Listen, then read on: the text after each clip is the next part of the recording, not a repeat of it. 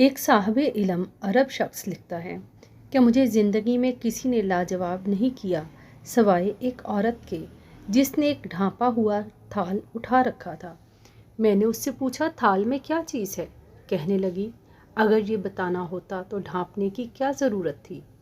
بس اس نے مجھے شرمندہ کر ڈالا۔ یہ ایک دن کا حکیمانہ قول نہیں بلکہ ساری زندگی کے لیے دانائی کی بات ہے۔ کوئی بھی چیز جو چھپی ہوئی ہو اس کے انکشاف کی کوشش نہ کرو۔ کسی بھی شخص کا دوسرا چہرہ تلاش کرنے کی کوشش نہ کرو، خواہ تمہیں یقین ہی ہو کہ وہ برا ہے۔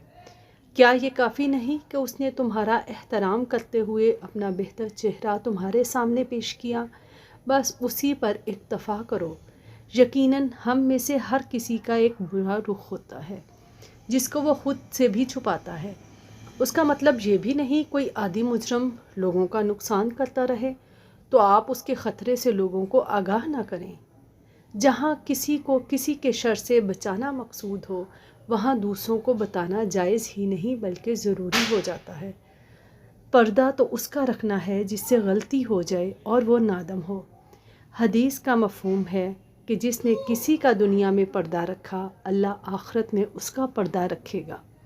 اللہ رب العزت دنیا اور آخرت میں ہماری اور آپ کی ستر پوشی کرے۔